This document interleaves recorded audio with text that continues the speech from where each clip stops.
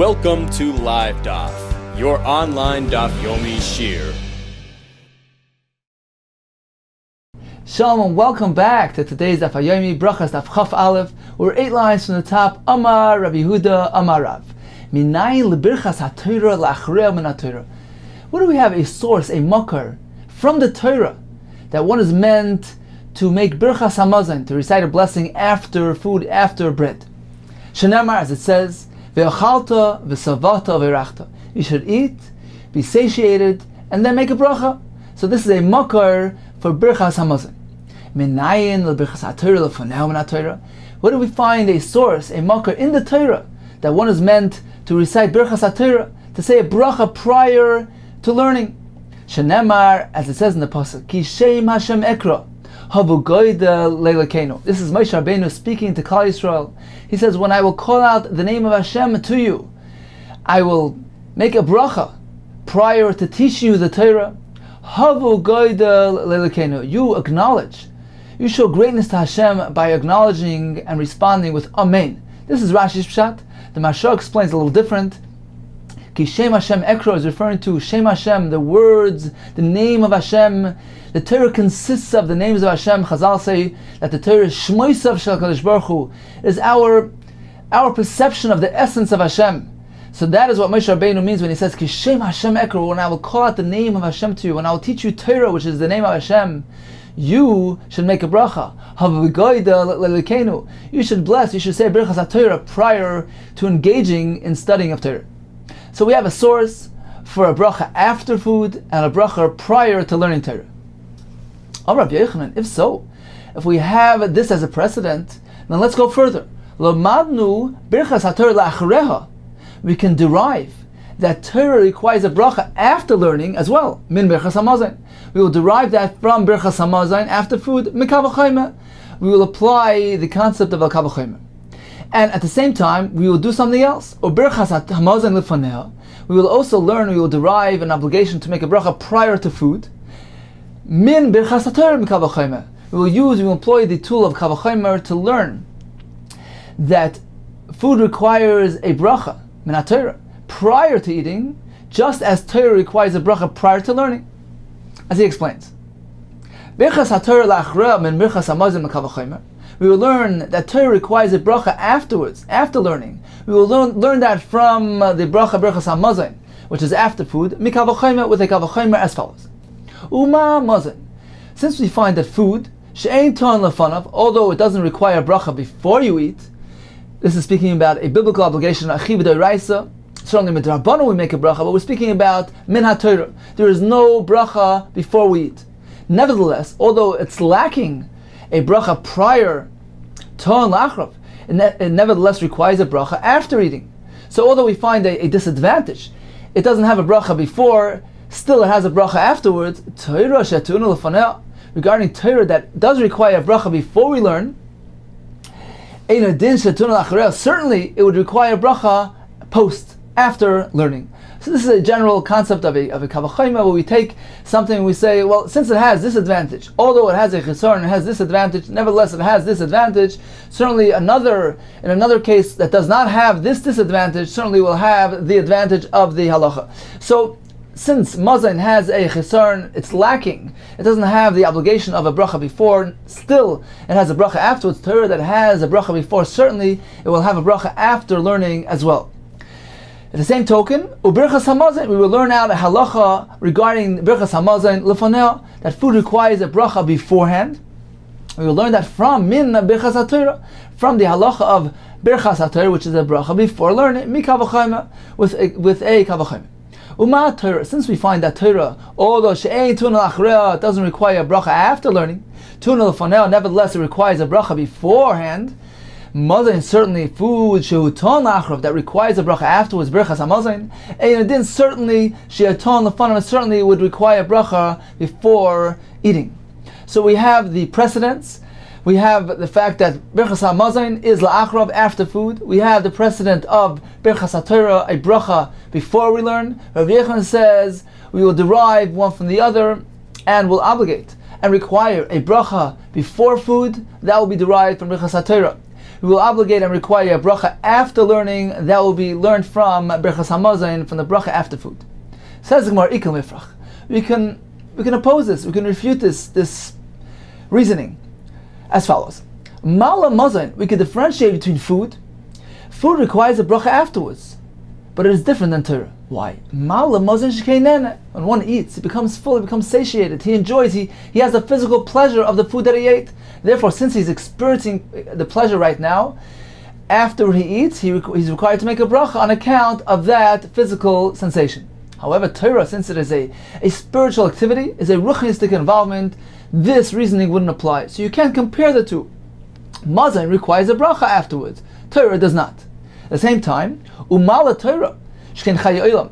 You would like to learn Torah from food. You would like to say, you would like to learn food from Torah, and say just like Torah requires a bracha before one engages in the activity of limud Torah, similarly, food will require a bracha prior to eating. Says the Gemara, there's a big difference. Mala Torah shken chaye olam. Torah is different. That it is chaye olam, it's eternal life. It's an outer world experience. It's something sublime. You're rising to a higher realm when you learn Torah. Therefore, it is appropriate to enable yourself to rise to that occasion by saying a bracha, by Brachos Torah. That empowers you, that enables you to connect to the Torah, which is much greater than this world. It's chaye olam. So that's fitting for Torah, but not to food. So you can't learn one from the other. You can't learn Torah from food. You can't learn food from Torah. They're two separate realms. And we have actually a proof to prove this, that food does not require a bracha beforehand, minat Torah. From our Mishnah, it says in our Mishnah, a Balkari who is prohibited from uttering words of tefillah, words of Torah. Mishnah told us he is maharer, he contemplates, he thinks in his mind the words of Krishma, the words of Brachos Hamazon. He's mevarach la'achrav, since it is a din minat Torah, it's an obligation minat Torah, it's a biblical obligation, but not ve'einu mevarach lefanav. He doesn't make a bracha before the food, before his bread. Why? And the explanation is because there's a difference between these two brachas. Brachos Hamazon, bracha following food, is deraisa. So we're stringent with him. We obligate him to be maharer in that bracha. However, Brachos Hamazon lefanav, making a bracha rishona prior to eating, that's merely derabbanan. Therefore, he's not obligated to do so. So you see clearly in the Mishnah stipulated the difference between the two brachas, that one is min haTorah and one is merely midrabbanan. The bracha prior to eating is only midrabbanan, and this is a refutation to Yufta, a refutation on Rav Yochanan's opinion. Continues the Gemara. Amar Rav Yehuda, Safek kara Krishma, Safek le kara. One who has a doubt, he's uncertain of whether he learned Shema, he recited Krishma, he's not sure if he did or he didn't. He doesn't need to go back and be kairei and recite again. Safek Amar emes v'yatziv, Safek lo yamar. However, if his doubt is regarding the bracha of emes v'yatziv, that's the first bracha after Krishma, and he's not sure whether he said emes v'yatziv or not, in that case, chayzer v'omer emes v'yatziv, he needs to repeat again and to ensure that he has fulfilled his obligation, and he needs to say it again. Emes v'yatziv seems to be more weighty than Krishma. Says, well, my timer, what's the difference? Why regarding Krishma do we say we're lenient, he doesn't need to go back? Regarding emes v'yatziv, we're machmer, we obligate him to recite it again so that we're sure that he has fulfilled. My time, what is the reason between the two things? Krishma d'Rabbanan, emes v'yatziv d'Oraisa. Krishma, reciting Krishma is merely d'Rabbanan. Emes v'yatziv, however, is d'Oraisa. So apparently Rav Yehuda's shita is that the Chi of Krishma, B'shach b'chav kumecha, is merely d'Rabbanan. The Gemara soon will explain how does this fit with the pasuk of B'shach b'chav kumecha. But that is the shita. However, regarding emes v'yatziv, that is d'Oraisa, since it consists of references to Yitzias Mitzrayim, to the Nisim and the Flores that took place when we left Egypt. Therefore, that is a fulfillment of a biblical obligation. That is a chiv d'oraisa, as we learned from the pasuk of L'man tizkor Yisrael Tzeischem Eretz Mitzrayim Kol Yimei Chayecha. One is required to mention the Nisim of Yitzias Mitzrayim every day of one's life. So, if one has a suffix in this regard, he's not sure of whether he recited emes v'yatziv, which includes Yitzias Mitzrayim, that is a mitzvah d'oraisa. When he has a suffix with a mitzvah d'oraisa, we know the general rule that suffix d'oraisa l'chumra. When one has a doubt regarding a d'oraisa matter, we need to go l'chumra. We take the stringent route. We take the stringent approach, and he needs to repeat it again to ascertain that he was yotzei, that he fulfilled. However, regarding Krishma, since it is merely d'Rabbanan, there we employ the rule of suffix d'Rabbanan l'kula, and we follow the lenient route, since it's involving a rabbinic obligation, a chiyuv d'Rabbanan. Continues the Gemara. How can you say so? How can you say that Krishma is merely d'Rabbanan? Mas Rav Yosef, v'shach v'chav kumecha. It's a clear pasuk in the Torah that when you lie down, when you arise, you recite Shema. Amalei Abaye Ahu b'divrei Torah ksiv. That pasuk is referring to the obligation of every Yid, every Jew, to learn at least one portion of Torah at night and one portion of Torah in the morning. As the Gemara says, Perek Echad Shachris uPerek Echad Arvis. That is the minimum requirement for every Jew. Every Yid must learn a portion of Torah. And that is what the pasuk is referring to when the pasuk says, learn Torah, any portion of Torah, whatever you may choose, when you lie down at night and when you wake up, when you rise, meaning in the morning. But it's not referring to Kriya Shema. There's no chiyuv to recite those specific words, those specific portions, those specific parashas. The reason why we are Kriya Shema in this manner, that is a chiyuv d'Rabbanan that was enacted by the Rabbanan. So getting back to Rav Yehuda's chiddush, since Kriya Shema, meaning reciting these specific portions, these specific parashas, are merely midrabbanan, since he will be yotzei chiyuv d'oraisa by learning other portions of Torah. So since he has a suffix, a doubt regarding having read these specific parashas, and this is only a chiyuv d'Rabbanan, so we go l'kula, and he need not recite them again. However, regarding emes v'yatzib, since it includes Yitzias Mitzrayim, a reference to our exodus from Egypt, which is a chiyuv d'oraisa, in that case we say suffix l'chumra, and he must recite it again. Tanan, let's prove from our Mishnah regarding this whole topic. Baal Keri Mahar B'libo says in the Mishnah that a Baal Keri contemplates in his heart, he thinks, but he doesn't utter, he doesn't express the words. Now, the Mishnah told us that he must be Mahar. Mahar what? Mahar Krishma. He must recite the words of Krishma in his heart. But he doesn't make any brachos. Not the brachos prior to Krishma, nor the brachos following Krishma. Continues the Mishnah, Va'al HaMazon, on food, Mavarach La'achrav. He benches, he makes the Brachos HaMazon, Ve'ena Mavarach L'fanav, but not the bracha prior to eating, and again, this is all in his heart. Says the Gemara, why is he not obligated to say the bracha after Shema? You've just told me that the bracha of emes v'yatzav is the oraisa. So why is there a difference between Krishma, which is the oraisa, and we obligate him to do so, and regarding emes v'yatzav, that we don't? If emes v'yatzav as well is a chiv d'oraisa, since it includes mentioning of Yitzias Mitzrayim, liv l'chachrea, he should be obligated, he should be required, the Baal Keri should be required to make a bracha after Krishma, the bracha of emes v'yatzav, since it is a mitzvah d'oraisa. Says the Gemara, my time in Mavarach, why would you want him to make the bracha? Is it because it contains Yitzias Mitzrayim? This fellow, since he was Maharer Krishma, he recited the words of Krishma in his heart, so he was already Yaitse. He already contemplated Yitzias Mitzrayim, because we know in the third parasha of Yitzias Mitzrayim, of Krishma, the parashas Vayomer, it concludes with Yitzias Mitzrayim, so he's already fulfilled his obligation of Yitzias Mitzrayim. So in this case, that he recited the entire Shema in his heart, there's no need, midaraisa, for him to continue on and say emes v'yatzav. It is merely a chiyuv d'Rabbanan. And regarding a Baal Keri, we do not obligate him to do chiyuv d'Rabbanan. Says the Gemara again, if you're concerned about mentioning Yitzias Mitzrayim, you already mentioned it within Krishma, at the conclusion of the final portion of Krishma. Says the Gemara, another kasha. Why then do you obligate him to say Krishma and not emes v'yatzav? Why do you pick and choose? Why do you prefer to do it that way? Perhaps do the opposite. Let him say the Brachos emes v'yatzav, include in it mentioning of Yitzias Mitzrayim, and he won't be required to say Shema. If the whole point, according to Rabbi Yehuda, is simply since he's required to fulfill his obligation of Yitzias Mitzrayim, so there's no advantage of Kriya Shema over emes v'yatzav. Rabbi Yehuda holds, let's remember, Rabbi Yehuda holds that Kriya Shema is merely the Rabbanon. The only point here is to be yotzei the mitzvah of Zechiras Yitzias Mitzrayim, which is included in the Kriya Shema.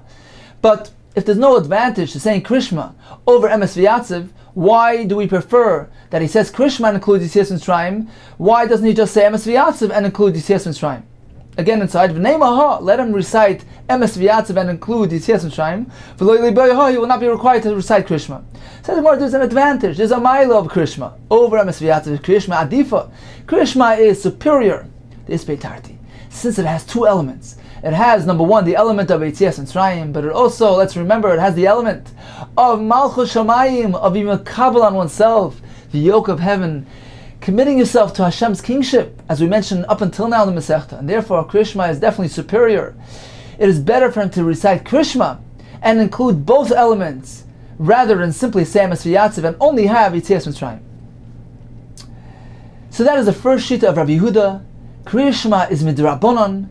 Yitzias Mitzrayim, which is included in Emes V'Yatzav, is midoraisa. Continues the Gemara. Rav Lezer disagrees. He holds that Krishma is midoraisa. Safek Krara Krishma, Safek Lekara. If one has a doubt, he's uncertain of whether he recited Krishma, Choyze V'Kara Krishma, he needs to recite it again. He needs to be sure, be certain he has fulfilled his obligation, since Krishma certainly is a Chiyav Min HaTorah. And we know when we have a suffix regarding a deraisa, we go l'chumrah with stringent, he must make sure that he has fulfilled his obligation. However, this is regarding Krishma. Regarding tefillah, which is a chiyav midrabanan, suffix is spalal, suffix lo yispalal. If he's unsure of whether he davened, ein chayzim ispalal, he does not daven again, since tefillah, as we mentioned yesterday, is a chiyav midrabanan, and therefore suffix drabanan l'kulam. So this is the second shita in the Gemara. Rav Yochanan Amar, our third shita. Even regarding tefillah, he should daven again. Why? Valavai, meaning if only she is spalodam kolayim kula, if only one would daven the entire day, one would be immersed in prayer the entire day. The meaning here is that tefillah involves requesting Hashem for one's needs, beseeching Hashem's rachmanas, His mercy. Everybody needs that constantly. That's something that somebody perhaps should be engaged in the entire day. Therefore, even if somebody is uncertain whether he davened, he should daven again. It's okay. It's just to his benefit to daven again, even if in reality he had already davened once. It's okay. Halavai she'isfalon kol hayom. Now Rashi points out that according to Rabbi Yochanan, this halacha wouldn't just apply in a suffix.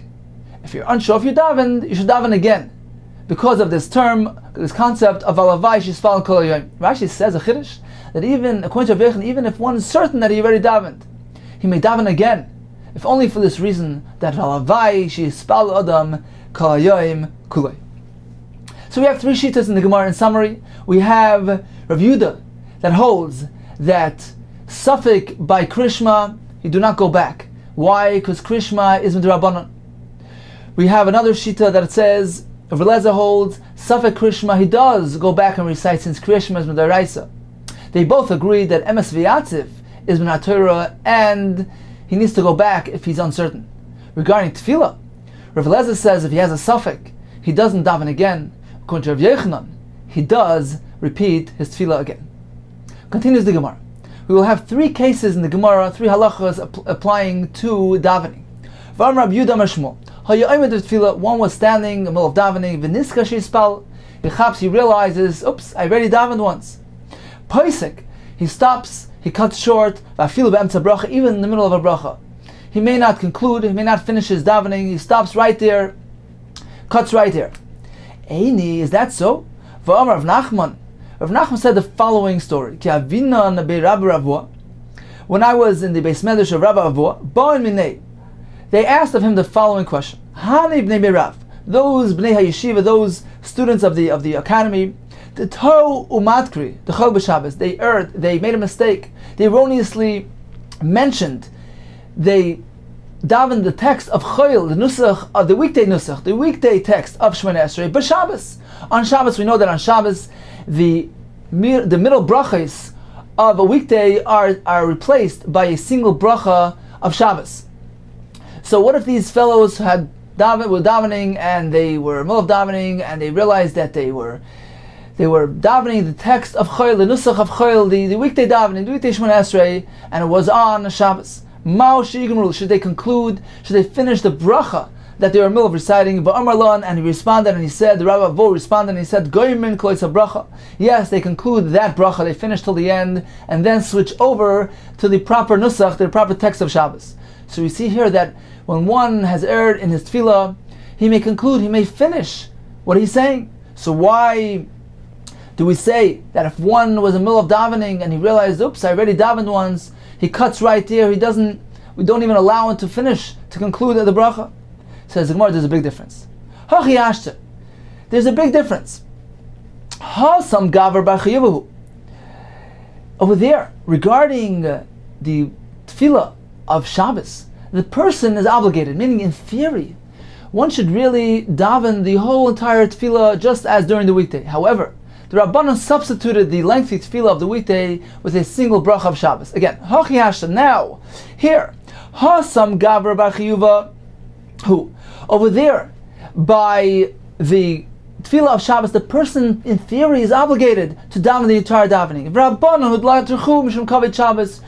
didn't trouble him on account of the honor of Shabbos. The Rabbanan had a reason for substituting the weekday tefillah with the Shabbos tefillah.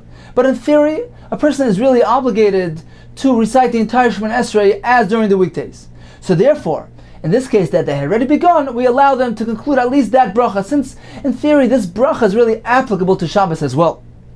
But in our case, where one realizes in the middle of Shemoneh Esrei, oops, I already davened, so he's not obligated. He had already fulfilled his obligation. Hatzalila, he already davened. You cannot repeat the same tefillah again. So therefore, he has to stop, cut short right there. He can't even conclude the bracha with the tefillah that he's in the middle of saying. A third halacha of Amar Bidam Shmuel is Spalel, one who has already davened. He enters the shul, he sees the congregation immersed in tefillah. Can he join them? Can he daven again? Says the Gemara, if he's able to, if he's capable of being mechalish badavar, to create a new tefillah, to express a personal tefillah, to include something new in the second Shemoneh Esrei, something personal. Poskim say that preferably he should do it in every bracha. He should insert some personal request, if not at least in one of the brachas. So if you can do that, that will change the form of his tefillah, that will make it into a new type of tefillah, yachzav ispalo, then he can go repeat his tefillah and daven together with the tzibur, and seize the opportunity of tefillah b'tzibur once again. But if he's not able to add a personal prayer, al yachzav ispalo, he can't just repeat the same tefillah again, although right now he has the opportunity to daven together with the congregation, he shouldn't do so. So now in conclusion, we have three halachas regarding tefillah. Number one, if one is in the middle of davening, when he becomes aware of the fact that he already davened previously, he must cut right there, he can't continue. And we had the other halacha regarding the confusion of weekday and Shabbos prayers. In that case, he can conclude the bracha. And finally, we had another halacha of Ridam Shmuel, that if one had already davened and he arrives in the shul and he sees the tzibur davening, so then he can join them, provided that he's able to insert a personal prayer. So, in effect, we have two rulings, two halachas in the name of Shmuel that are essentially the same halacha. We have the first halacha that one who is in the middle of davening realizes he already davened, he can't daven again. We have this halacha that one who had already davened can't repeat his tefillah even if he is now in a shul. Says the Gemara Tzricha, why does Shmuel have to teach us both halachas? Aren't they essentially the same point? If Shmuel only have taught us the first halacha, I would think perhaps that only applies to a case where an individual davened on his own, he already davened, and now he's in the middle of his second time around and he realizes, hey, I already davened. In that case, he can't repeat the tefillah again. Or a tzibur v'tzibur, if the first time was in a tefillah v'tzibur within a congregation, and now he again is in a tzibur and he is davening again, he realizes his mistake, says Shmuel, he can't repeat, he can't daven again. Since they're both similar concepts, they're both a repetition of what he had already done earlier. But in our case, where the first tefillah took place when he was an individual, he davened on his own.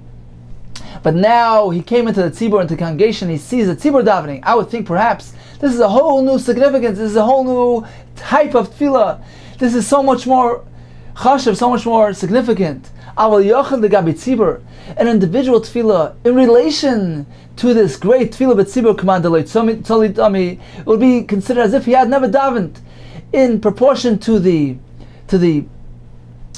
significant tefillah b'tzibur, perhaps his earlier tefillah doesn't count, and he should be allowed to daven again with the tzibur. Kamash Malon, he informs us that is not so. Since he already davened, he may not repeat his tefillah unless he could insert a personal prayer. V'yashmin hacha, if Shmuel would only teach us the final halacha regarding one who enters the shul having already davened, Shmuel teaches us he can't repeat his tefillah. If Shmuel would only teach us this halacha, I would say, you know why? Since he hadn't begun yet, so you can't begin to daven a tefillah that you already davened. But in the first case of Shmuel, discussing a case where a person had already begun davening, in the middle, he realizes, he becomes aware of the fact that he already davened. In that case, I would think, perhaps since he already began, he may conclude and finish his tefillah tzricha. Shmuel needs to inform us, no, that is not the case. He may not even finish his bracha or his tefillah, he must stop right there. So in conclusion, we have three halachas pertaining to davening. Number one, if one begins his tefillah realizing and then realize that he already davened, he must stop right there. And the reason is because Hatzalila, since you already davened, you can't repeat the same tefillah again. We have the second halacha regarding the confusion of weekday and Shabbos Shmoneh Esrei.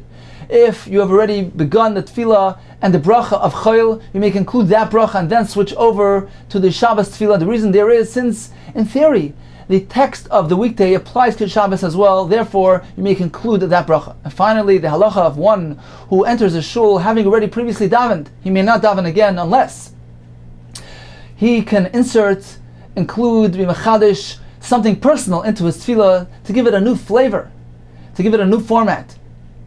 And the reason for that is, since he has already davened earlier, although now he has the opportunity to daven with a tzibur, which he hadn't done earlier, nevertheless he may not repeat the same tefillah again.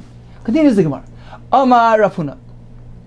Hanichas lebeis hakneses, one who enters a shul, u'matza tzibur shemispalim, he finds the congregation in the middle of prayer, they're in the middle of davening.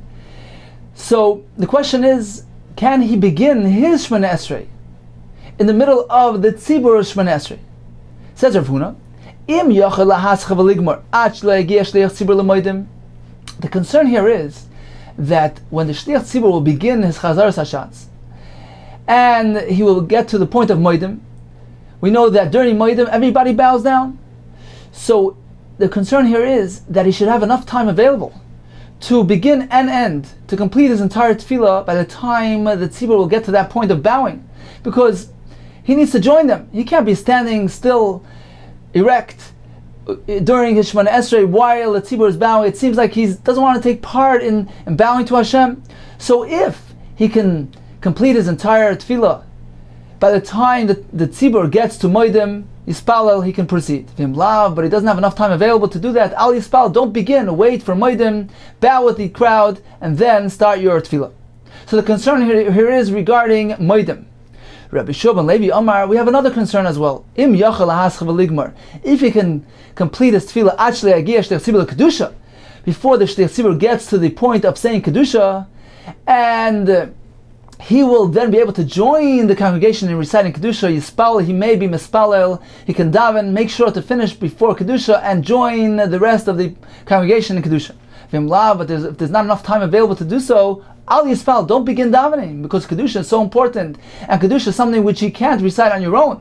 A Yachar individual can't do it on his own, so you must make sure not to miss the opportunity to say Kedusha. So we have a machlekes regarding the concern for Kedusha. Rav Huna says the concern is merely regarding moedim. Make sure to bow with the crowd. Regarding Kedusha, that is not a concern. Rav Shmuel Levi says the concern is regarding Kedusha as well. Says the Gemara, b'mai k'miflagi. What is the basis for their machlekes? Why is Rav Shmuel Levi concerned with this individual missing Kedusha? And why is Rav Huna not concerned? Says the Gemara, the reason is Mar Savar, because Rav Huna holds Yachad Kedusha. Even a Yachad individual can recite Kedusha on his own. So even if he misses Kedusha of the tzibur, he can always make it up on his own. Umar Savar, Rav Shmuel Levi holds, Ein Yachad Omer Kedusha. An individual cannot recite Kedusha on his own, therefore we're concerned that he shouldn't miss out on the Kedusha of the tzibur.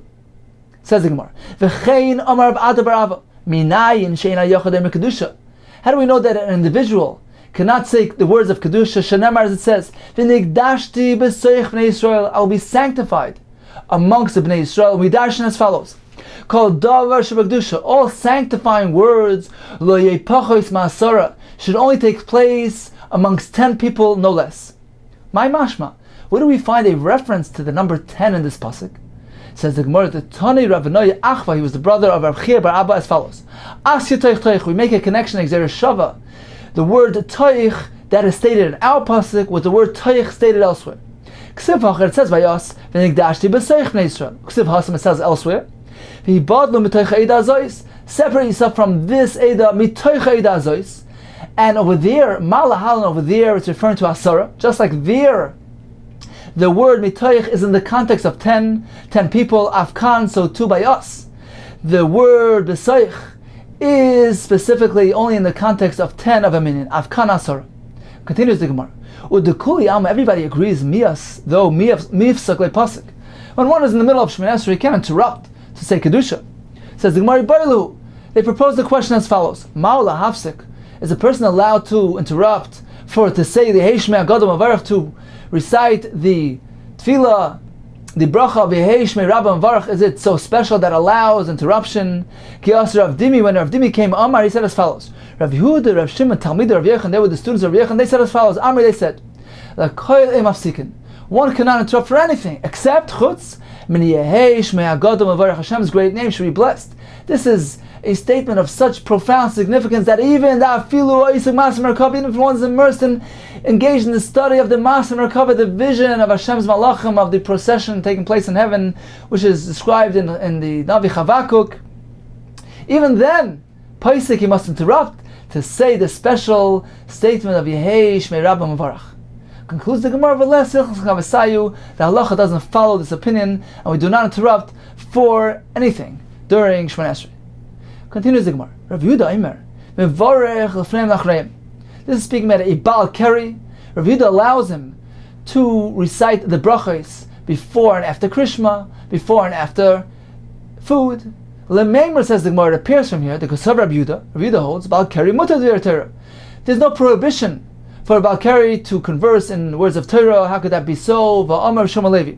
Minayin, what do we find? How do we know the Baal Keri she'asa b'divrei Torah, that he's not allowed to speak divrei Torah? Shenem, as it says, v'yidatem v'necha v'necha. You should teach your children and your grandchildren Torah. V'samachlei, and nearby there's another pasuk that says, Yoyim asher ma'at v'nei Hashem l'kecha b'chayr, the day that you stood in front of Hashem b'chayr b'Har Sinai. It's describing the experience of receiving the Torah b'Har Sinai. And we make a drasha called smuchen, the fact that the Torah placed these psukim next to each other. It's meant to teach us a lesson, to derive one from the other. And we learn as follows: Malahalan, just like the pasuk describing Har Sinai, Balei Keri and Asurin, the ones who have experienced Keri were not allowed to be present. We know that they were required to purify themselves prior to Matan Torah. So there is a prohibition, a restriction for Balei Keri. Afkan here too, regarding the pasuk describing teaching Torah to your children, Balei Keri and Asurin, a Balei Keri is excluded. So we have a source from the drasha of Smuchim, from these psukim, that a Baal Keri is not allowed to speak words of Torah. The Rishonim explain certainly the prohibition of Baal Keri to discuss words of Torah is a D'Rabbanan.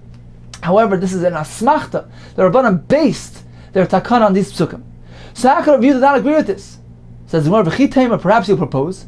Rav Yehuda l'darish smuchim. Rav Yehuda doesn't agree. Rav Yehuda doesn't go along with this whole concept of expounding on smuchim, on psukim that join next to each other. How could that be so? Rav Yosef, Rav Yosef teach us, even the opinion that doesn't follow, doesn't agree with smuchim, for instance Rav Yehuda, that is only b'chal Torah, the rest of the Torah.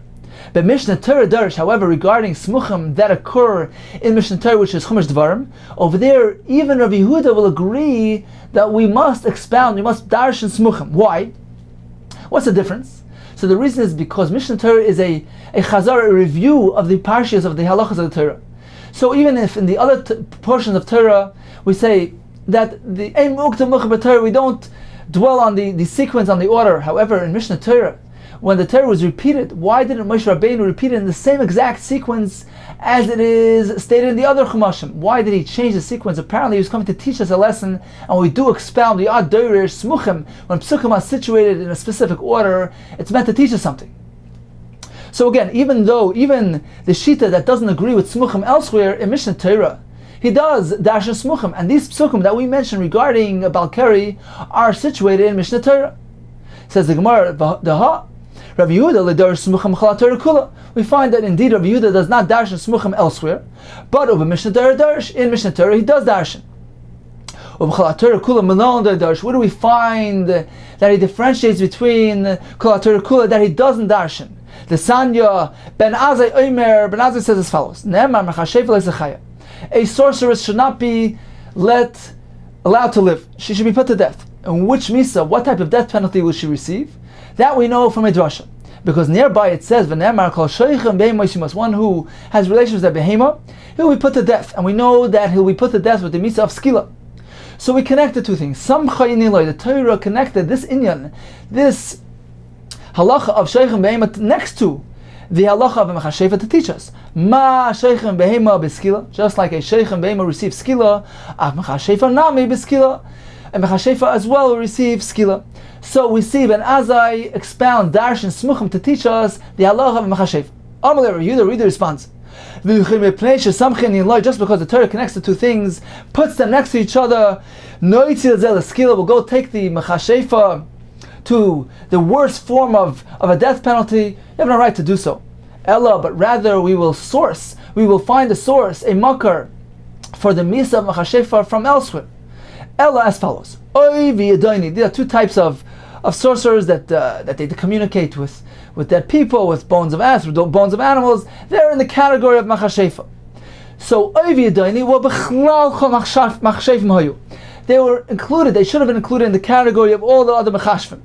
Why did the Torah single them out to explicitly state that these two Oividoni will receive skila? Why did the Torah find the need to be mefarish, to single them out, other than the rest of the category of machashim? We will apply the concept of kol davar shayi b'chlal, anything that was within a category, and Yatza Torah removes it, singles it out, and applies specific halachas to that thing that was singled out. It is not meant to be restricted to that thing only, but rather it's a revelation that will apply. The halacha will apply to the rest of the category as well.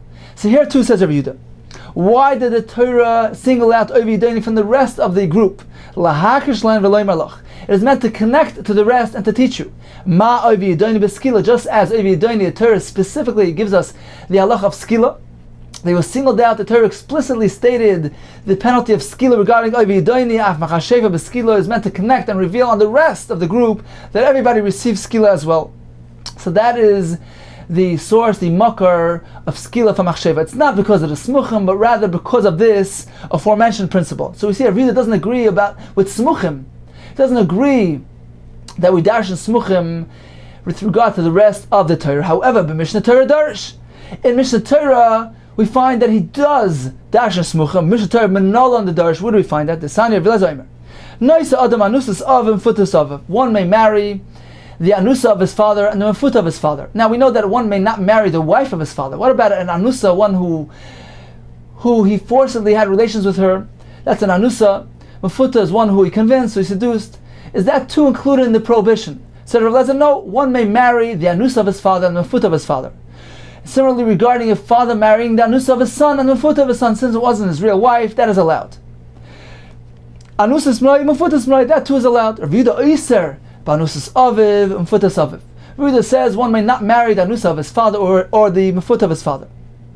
My time of the what does Rav Yehuda base his opinion on? What is the reason? The chsiv, as it says in the pasuk, one may not marry the wife of his father. One may not reveal the robe of his father. Ridarshan knaf shav aviv, the robe that his father saw. Layigali shouldn't reveal. So this is referring to not only his real wife, but even one who he was ma'anas or mafatim.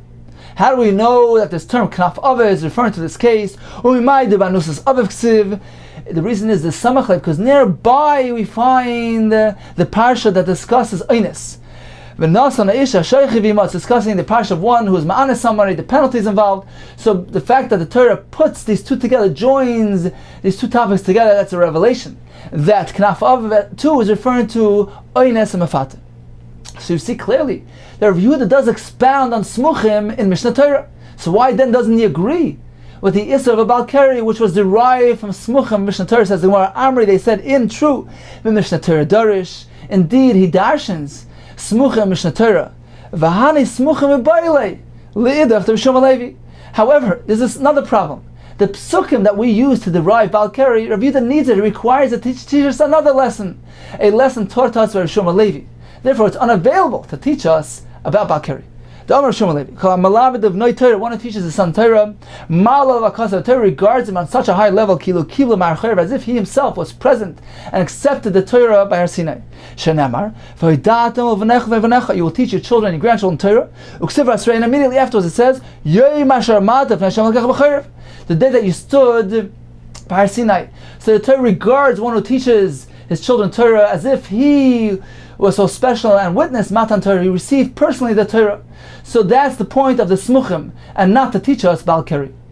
So in summary, according to the Chachamim, we're always there is Smuchim, whether it's Mishnah Torah, whether it's elsewhere. According to Rabbi Yehuda, only in Mishnah Torah are we there is Smuchim, but not elsewhere. Now, what do we derive from the Smuchim regarding the pasuk of Eidatam Levanecha Levanecha? According to Rabbanan, this forms the basis for Takanas Ezra to restrict a Balkari from speaking words of Torah and Tefillah. According to Rabbi Yehuda, it is teaching us the significance, the importance of teaching one's children and grandchildren Torah. Continues the Gemara, 6 lines from the bottom. Tanan, we learned in the Mishnah. Now, just a quick introduction here, that the restriction to a Balkari is strictly to a Balkari, not to any other individual, regardless of what tumah they may possess, even a more stringent tumah like Ziva or Nida. Says the Mishnah, Zav Shira Keri, one who was already a Zav, and his tummy for 7 days, requires a whole procedure to purify himself. Then, in the midst of his ziva, he became a Balkari. So now he has 2 tumas, or a nida shapalta shechazera, a woman who was a nida, which is a stringent tumah, and she expelled zera, she became a Balaskari on that account. Or Hamashameshes, a woman who was Mishamesh, who did Tashmish Viras Adam, and then she saw Adam. So now she's also a nida. Tzrichan Tefillah. The Tanakama holds all these people required to be toivel in order to speak words of Torah and Tefillah. Since they are a Balkari, they are restricted from conversing in Torah until they are toivel. Even though after their Tefillah, they'll still be tamei, because their tumah chamur, their stringent tumah of Nida and Ziva, will not be removed by a mere Tefillah. Nevertheless, that is required to allow them to speak Torah. Rabbi Yehuda Paiter says, no, there's no point in obligating them to be toivel, since they'll still remain with the tumah. They're allowed to speak Torah and Tefillah in their current state. There's no point in obligating a Tefillah. Says the Gemara, this implies that Rabbi Yehuda in principle, in theory, agrees that a Balkari is restricted, is prohibited in discussing words in Torah and Tefillah, because only here in this case he disagrees. Says the Gemara, Ad kan lai pater Rabbi Yehuda, until here Rabbi Yehuda exempts them, Ella, only in this specific case of Zav Shira Keri. Why? The Mikara, because on account of his first Tumah Ziva, La Vatfilahu. Tumah Ziva doesn't require him to be toivel and to allow him to speak words of Torah and Tefillah. It is only the Tumas Keri that arrives later. And since when the Tumas Keri arrives, so now to obligate him to be toivel on account of his Tumas Keri, there's no point, there's no purpose, since he will still remain with his original Tumah of Tumas Ziva. Aval, but Balkari Greda, this is only in this case where there's a combined Tumah. He has Tumah Ziva with Tumas Keri, so there's no point in him being toivel. But perhaps a person that is strictly, merely a Balkari, Mechayiv, certainly Rav Yehuda too will obligate him to be toivel. Rav Yehuda agrees with the prohibition, with the restriction of a Balkari. Says the Gemara, V'chitema, perhaps I can interpret this Mishnah in a different way. Who had in the same exemption, the same p'tur of Rav Yehuda will apply. I feel about Balkari greater than Pata Rav Yehuda. Even a standalone Balkari, Rav Yehuda will pater him from being toivel. If so, why does the Mishnah mention these types of cases? V'hai de komifliki. This is why they are arguing in these cases of Zohar Shira Keri. For instance, the case where Zav then became a Balkari, it is not for the sake of Rav Yehuda's opinion. Rav Yehuda will hold that in any case a Balkari is exempt from being toivel. It is only lehediacha, koychan de Rabbanan. It is to teach you, to inform you the extent of the Rabbanan's chiddush, that even in this case where one has a Tumah Chamura, he is still required to be toivel as a result of his Tumas Keri. But in reality, Rav Yehuda disagrees with the whole concept. Says Gemara, okay, if that's the case, let's proceed to the Seifa of the Mishnah. Ema Seifa, let's look at the latter part of the Mishnah. The Mishnah stated 3 examples, the latter one being Hamashameshes V'ras Adam. One who was Meshamesh, she became Tamei Tumas Keri, and then she sees Dam. Tzricha Tefillah, she's required to be toivel. Now says the Gemara, let's analyze this. What is the point and purpose of bringing this last case? Laman ketanala. According to whose opinion do we need this last case? If it is to demonstrate the opinion of the Rabbanan, pshita.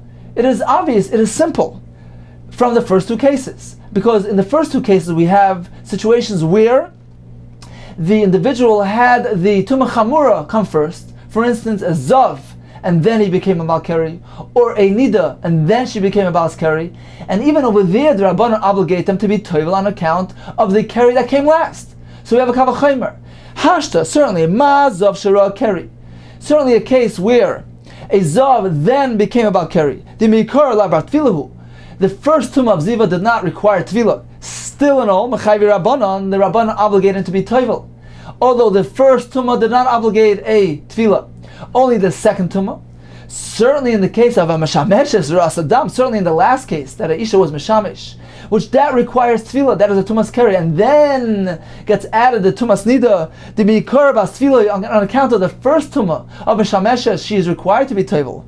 Like Kolshkin, certainly in that case, the Rabbanan will obligate, so there's no point in listing the third case. We know it from the first two cases. We can derive it from the first two cases. So what's the point? Ella, it must be that the Mishnah is teaching us. Lav Rabbi Yehuda, isn't it coming to teach us the halacha of Rabbi Yehuda, the opinion of Rabbi Yehuda, that v'daf k'ktanila, that only in this case of Meshameshes Rasanida, since she added the Tumas Nida to her original Tumas Keri, therefore Rabbi Yehuda will hold in this case, there's no point in being Toivel and Tzrichat Tefillah, there's no point in being Toivel since the Tefillah will not remove the Tumas Nida. But only in this case because she has a Tumas Nida. But if she would remain standing after she would be Mishamish, she would not contact any more Tumas. Certainly Rabbi Yehuda will agree of a Keri Greda, one who is a standalone Malkeri, Mechayiv, he would obligate him to be Toivel. So the point of the third case of the Mishnah is to highlight the Shitas of Rabbi Yehuda, to teach us, yes, Rabbi Yehuda agrees with the concept of Tumas Keri. It is only because in these cases there is a combination of two Tumas, and Rabbi Yehuda holds by being Toivel, it doesn't purify him completely, therefore he's not obligated to do so at all. But in summary, Rabbi Yehuda will agree that a Balkeri is obligated to be Toivel. Says the Gemara, if so, we proved our point.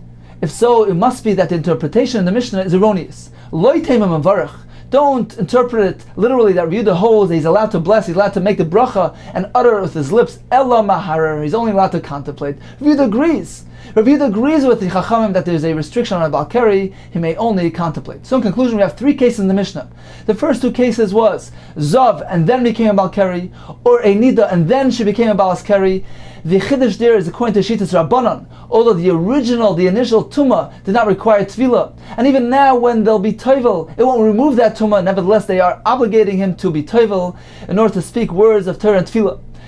According to Rabbi Yehuda, we require the last case of the Mishnah, the last case of a Meshameshes, and then a Meshameshes, she became a Balskar, and then she became a Nida. That is a Chiddush according to Rabbi Yehuda, that is coming to inform us that only in this case Rabbi Yehuda exempts them from being Toivel, since she has a Tumas Nida. But if one is a Tumas Keri, for instance, she would be Mishameshes and remain right there in place and not get the additional Tumas Nida, then even according to Rabbi Yehuda, they would be required to be Toivel because a Balkeri is restricted from Torah and Tefillah just like the Rabbanan.